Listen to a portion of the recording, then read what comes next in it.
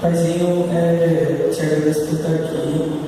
Te peço que o Senhor dê juízo a esse menino, que o Senhor possa estar usando ele para que ele possa falar da tua palavra, que ele possa falar de maneira clara, que a gente possa entender a sua mensagem através da boca do meu amigo aqui, que o Senhor possa estar nos ensinando, que a gente possa estar compartilhando esse aprendizado junto, que o Senhor acalme ele, que ele está se tremendo um pouco, que o Senhor possa estar guardando ele, livrando ele de todo mal. No nome de Jesus, amém. Então, a minha intenção aqui é que você esclareça um pouco a tua mente, que você saia daqui um pouco esclarecido acerca do que eu pretendo falar.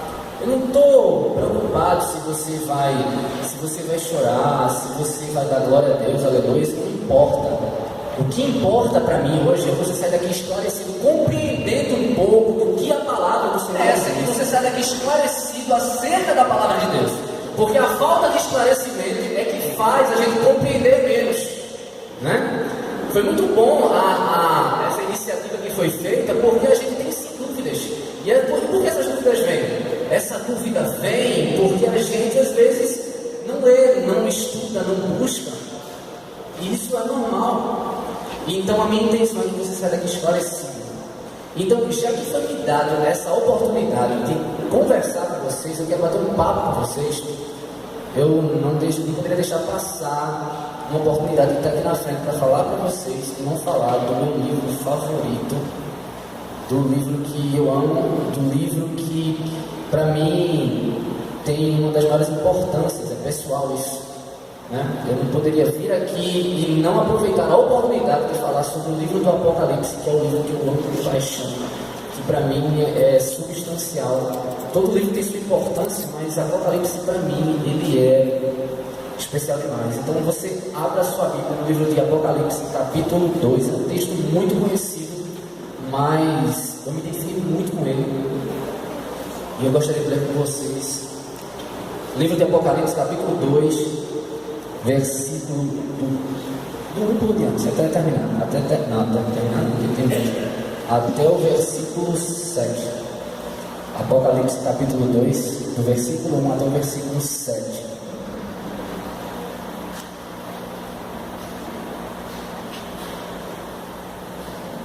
Eu vou ler. Diz assim a palavra do Senhor: ao anjo da igreja de Éfeso, escreva o seguinte: esta é a mensagem daquele que está segurando as 7 estrelas da mão direita e que anda no meio dos 7 candelabros de ouro. Eu sei o que vocês têm feito. Sei que trabalham muito e aguentaram o sofrimento com paciência. Sei que vocês não podem suportar pessoas más e sei que puseram à prova os que dizem que são apóstolos, mas não são. E assim vocês descobriram que eles são mentirosos. Vocês aguentaram a situação com paciência e sofreram por minha causa, sem desanimar. Porém, tenho uma coisa contra você: é que agora vocês não me amam como me amavam no princípio.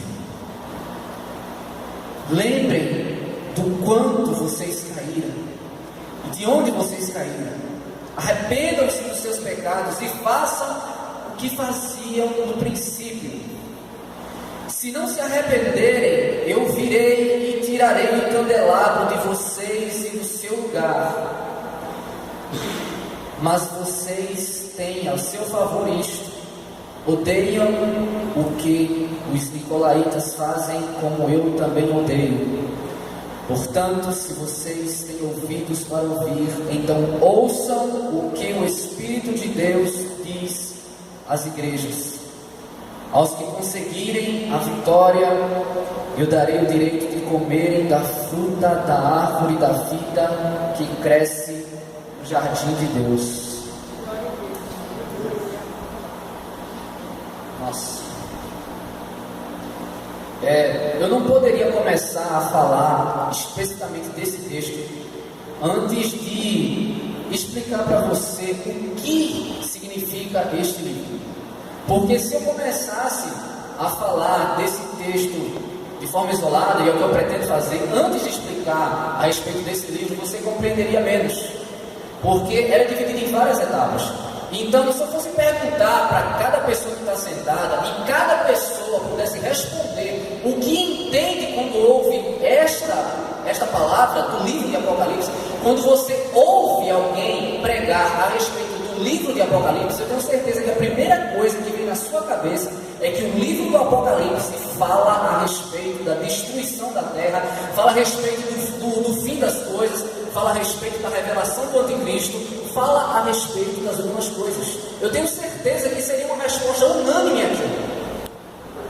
Mas o livro do Apocalipse, ele não tem como ideia central falar do fim das coisas. O livro do Apocalipse, ele não tem como ideia central revelar o anticristo.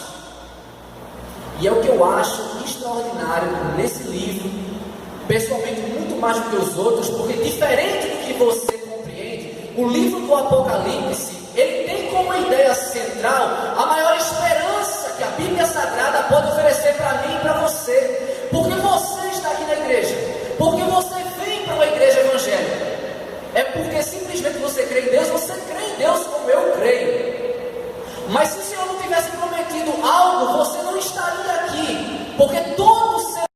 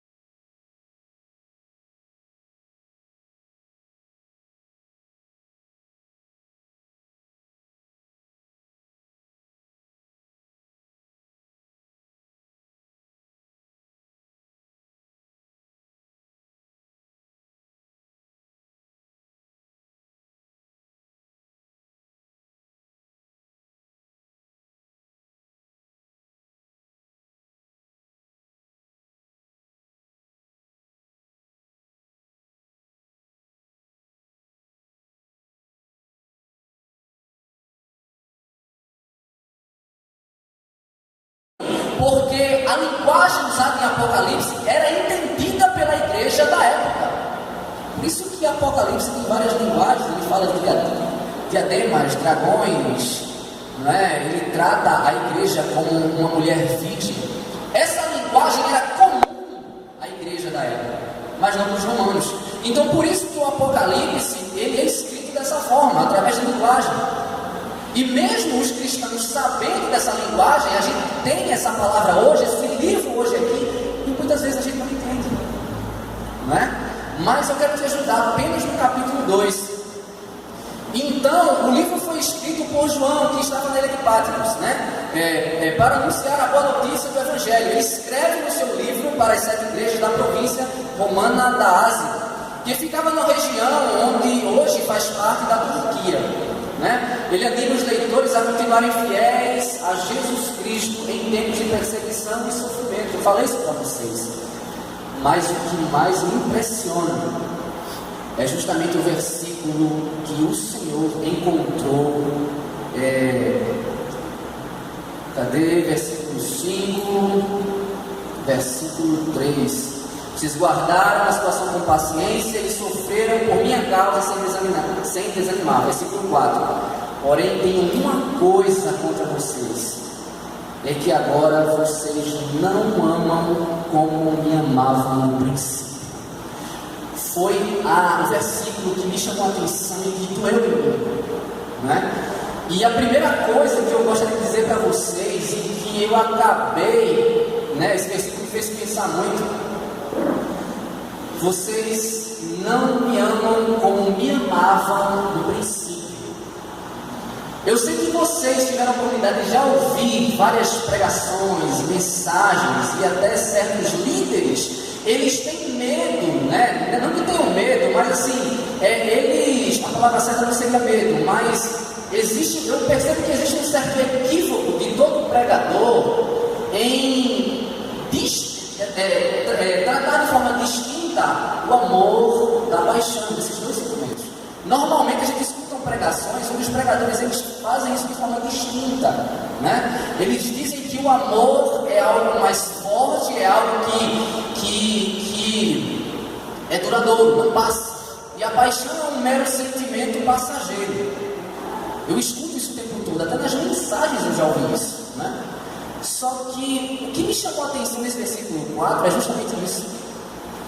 Se o que Jesus tem contra essa igreja é que eles não amavam o Senhor mais como amavam no princípio, então eu percebo que o amor também passa. O amor também passa. Eu sei que se vocês quisessem vir aqui na frente e explicar de forma mais lógica a respeito dos dois sentimentos, vocês conseguiriam e tem uma certa lógica, mas eu não quero me importar com a lógica, porque o Senhor revela na sua palavra essa verdade. Ele disse que o povo não amava mais ele como no princípio. Então eu prefiro me deter nesta verdade. Amor é um sentimento que também passa, mas as pessoas não enxergam assim, né? Eu consigo perceber uma deficiência, uma clareza nisso aí. E eu quero dizer para vocês que eu creio que a paixão não é algo passageiro, né? Não é algo que passa. Eu tenho certeza que Deus conhece uma paixão que não passa, que todos os dias acende, fica mais forte. O pastor Tarcísio já falou para mim várias vezes que a paixão seria um combustível desse sentimento chamado amor. Então eu creio que a paixão, dentro do ponto de vista de Deus, não passa. Eu sou ousado em dizer que Deus ele é apaixonado. Deus ele é apaixonado, não é?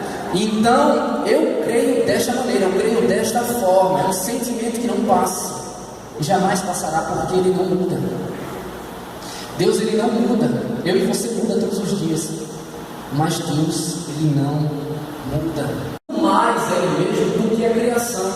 E por conta do que eu estou falando para vocês, muita gente de outras igrejas, de outras denominações, dizem que o nosso Deus ele é soberbo, ele é orgulhoso. Nas igrejas evangélicas você não vê nenhum santo, nada atribuído a nenhuma criatura, porque a gente compreende que a palavra de Deus diz que a glória é só a Deus, apenas a Deus, e a mais ninguém.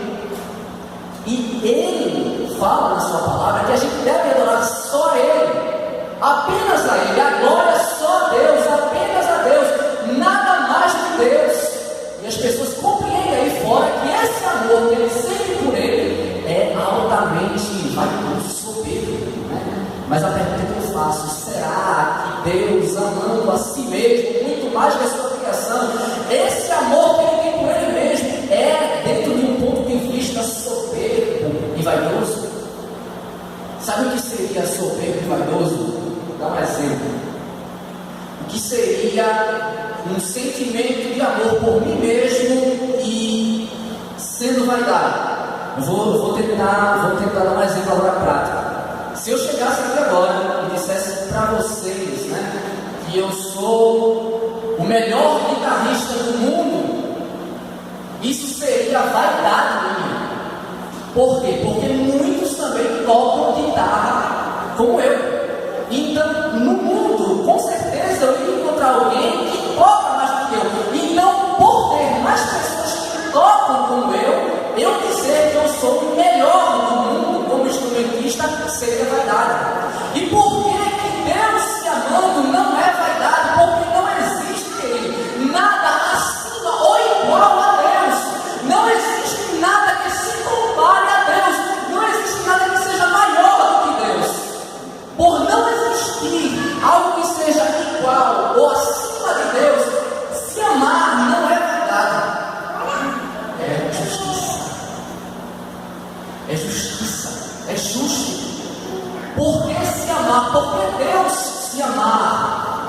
não é vaidade, porque não existe ninguém acima dele, e isso é justiça. Por isso que você engrandece o nome do Senhor, por isso que não existe nenhum outro Deus.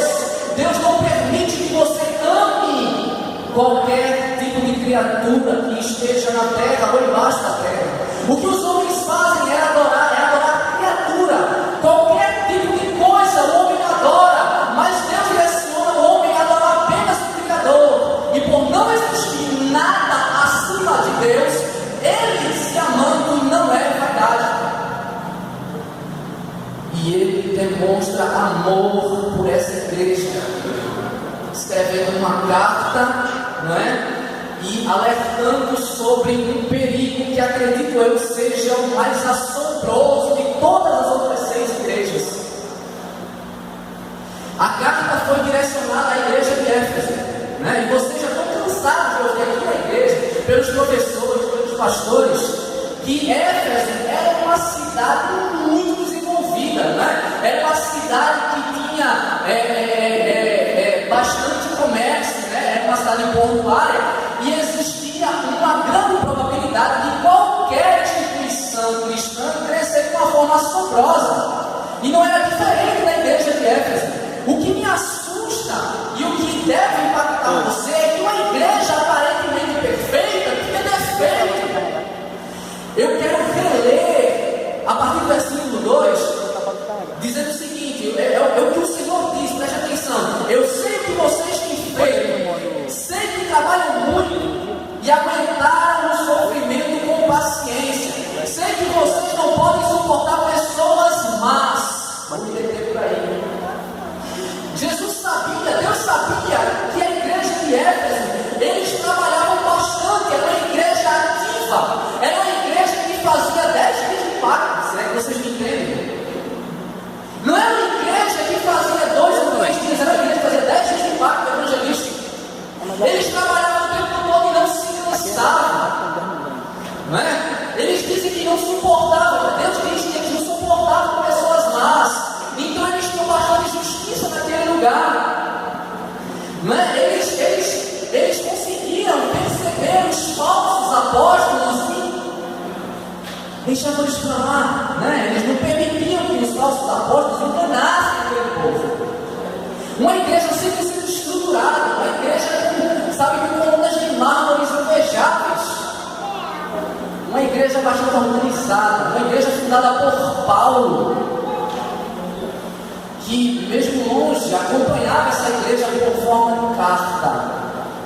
Uma igreja que tinha como pastor nada mais, nada menos do que Timóteo. Uma igreja que tinha como colaboradores Priscila e Áquila. E o que mais me chama a atenção, você já imaginou vamos imaginar que a igreja de Éfeso fosse essa igreja. Você já imaginou pessoas dirigindo essa igreja? Um pastor dirigindo nessa igreja, ou um apóstolo João? Como muitos pregadores gostam de falar, o apóstolo do amor. O apóstolo do amor era pastor dessa igreja. Vocês lembram do Calvário quando Jesus morreu? O que foi que Jesus disse a esse pastor? Está vendo Maria? Eu queria dar como sua mãe. Quando João ele pastoreou a igreja de Éfeso, eu acredito piamente que Maria estava lá. Você já imaginou? Você já imaginou ser doutrinado pela mulher que conviveu 33 anos com Jesus? Uma igreja perfeita, uma igreja que não se cansava, porque era uma igreja que trabalhava muito, não se cansava em vigílias. Se fosse pregar na madrugada, eles não sentiam problemas com o frio, eles trabalhavam muito, trabalhavam o tempo todo, eles não se cansavam em nenhum momento, eles trabalhavam bastante. Vocês aguentaram a situação com paciência e sofreram por minha causa sem desanimar, é o que diz a palavra.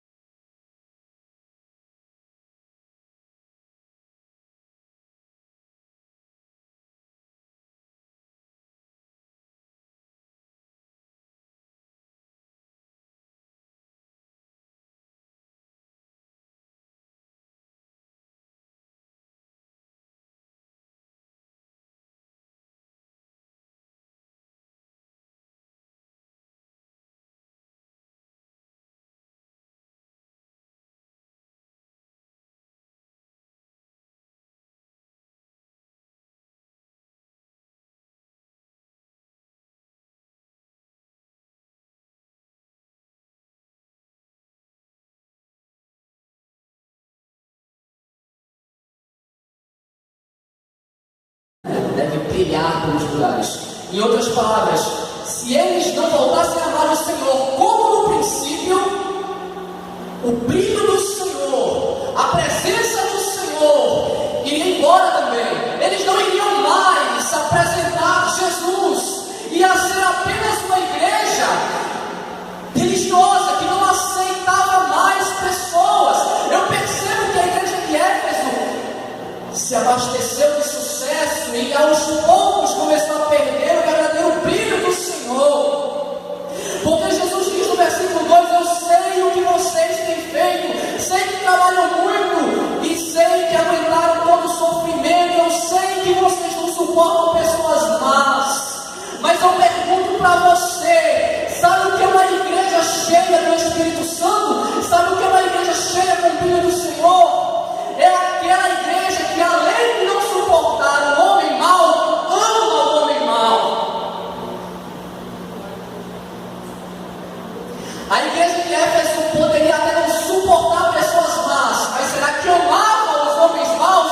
Não amavam, porque o Senhor disse que eles tinham abandonado o primeiro amor. Então não adianta fechar as portas para o homossexual, não adianta fechar as portas para as pessoas que a sociedade não quer mais, e a gente se fechar aqui dentro dessa igreja adorando o Senhor. Não adianta a gente ser perfeito na obra da igreja e afastar as pessoas que não conhecem o Senhor, porque a gente acaba parecido com a igreja de Éfeso, não tolerando pessoas más e não amando. Jesus é muito amado, não é apenas tolerante. A igreja de Éfeso passou a não tolerar porque não amava mais. Não ter o brilho do Senhor na igreja é se tornar uma igreja como nos dias de hoje. Templos belíssimos que servem apenas para entretenimento. Muita propaganda tem sido feita, mas será que o brilho do Senhor está na igreja? Eu temo. Deus disse aos que conseguirem vencer: eu darei para comer da fruta da árvore da vida que cresce no jardim. Eu não sei se de forma individual alguém venceu, mas o que a história mostra, né? Porque se você ler esse texto, quando você termina o versículo 7, o versículo 8 começa a falar da carta à igreja de Esmirna, né? Então Jesus termina dizendo assim: aos que conseguirem a vitória, eu darei o direito de comer da fruta da árvore da vida que cresce no jardim de Deus, ponto final. Aí vocês podem me perguntar: qual foi o final disso? A carta de recomendação foi dada, mas qual é o final disso? Eu digo para vocês, eu não sei se de forma individual alguém daquela igreja venceu, mas o que a história mostra hoje é que essa igreja gloriosa, perfeita, rica e poderosa, hoje situada na Turquia, não passa de ruínas. Essa igreja acabou. A história diz que os crentes se dispersaram, a igreja poderosa caiu. Eu compreendo que eles não voltaram ao princípio do amor a Deus, porque hoje na Turquia só existem ruínas. Essas ruínas representam para nós um alerta da igreja que não ama.